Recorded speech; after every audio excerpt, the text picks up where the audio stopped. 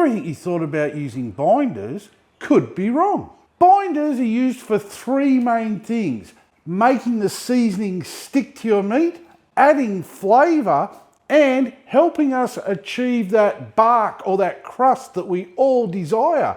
So let's put these three things to test. Binder or no binder, they're tasty ribs that are moist, smoked. We'll need some ribs for this experiment. 2 racks as close to identical as I could get. Shout out to Mick from Gippsland Premium Meats for hooking me up. Ribs need some prep before we can start adding seasoning. Removing the membrane off the back is where we'll start. Just poke a butter knife under one corner, use a piece of paper towel to get grip and pull. Now the tops. Seasoning does not stick very well to fat, so trim it off. Just go slowly, you don't want to be removing the meat here. Once all trimmed up, put them in a tray, ready for some flavour.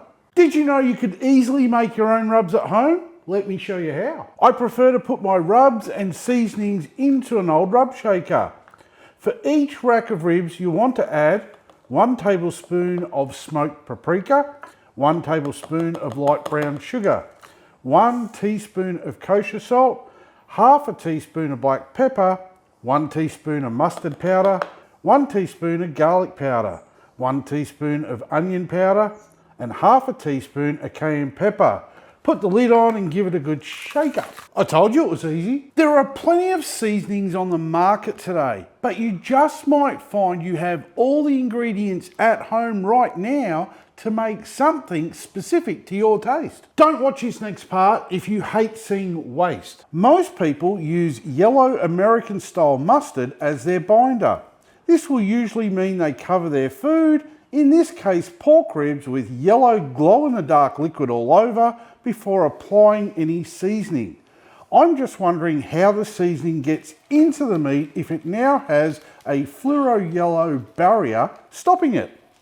I prefer to add my rub to pork ribs al natural with no binder. As the meat starts to sweat, you will see the dry rub turn into what looks like a glaze. As for the rack of ribs with a binder, it looks like a normal rack of ribs but smells like a hot dog.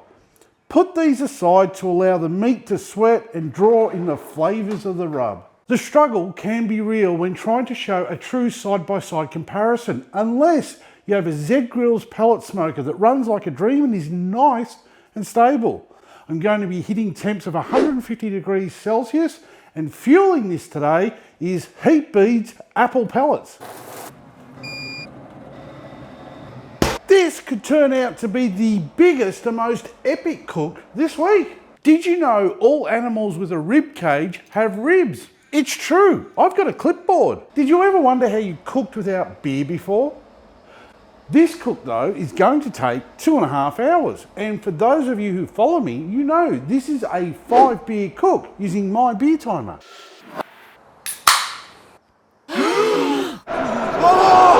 Is using a binder all hype, or is it a worthwhile waste of mustard? You can clearly see this rack has no binder and the rub has started to turn into a glaze and is set on the ribs.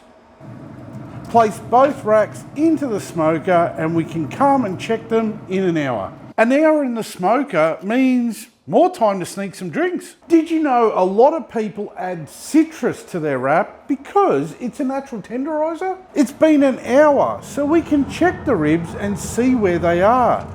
That colour looks fantastic, and using my finger, I can see the bark has set.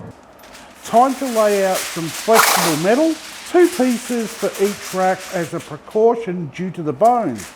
We don't need them piercing the flexible metal during the cook. Add in some brown sugar, unsalted butter, and a splash of any liquid you like. I'm adding lemon soft drink. Add the ribs meat side down, wrap them up nice and tight, then back in the smoker for another hour and 15 minutes. My biggest failure years ago was I used to wrap all my ribs up together, and that meant they weren't all getting the same flavour boost. Get the ribs out of the smoker so we can check them out. Be careful, there will be a lot of steam, so do not lean over these while opening them up. There is some pullback on the bones, which is a great sign, as meat shrinks as it is cooked. Now, testing the tenderness of the meat between the bones with a wooden skewer. We want to glide in and out easily, and these are ready. Flip them over and place them back in the smoker uncovered for 15 minutes to allow the ribs to tack up. You'll find at this point in the cook, the meat will be internally reading around about 100 degrees Celsius. That's 210 degrees Fahrenheit for those of you unable to pick your phone up and scream at Siri and ask her to convert. 5 things I wish I knew before I started my barbecue journey. Drink 5 beers before you start cooking. If you like those sort of tips, don't forget to hit the like button and the subscribe button for more wisdom. The ribs are done and both racks are looking great, but we are not here for looks alone. We have a test to conduct and finalise. We are here to see if the binder helped 3 elements in this cook. Did it help the seasoning stick? Did it add more flavour?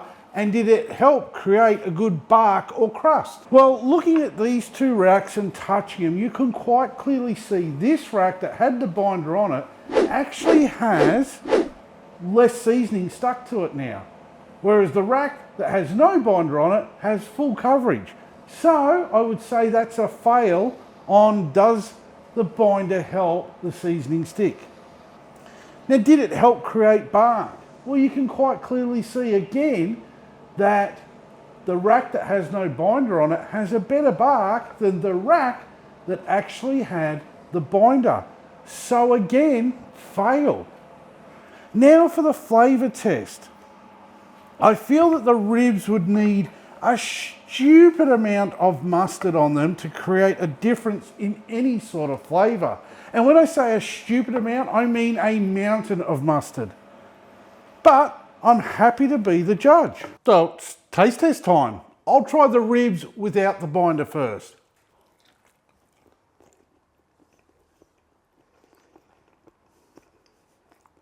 Very tasty. You get all the notes of not only the wrap, but also the seasoning. Tasty rib. Now the ribs with the binder.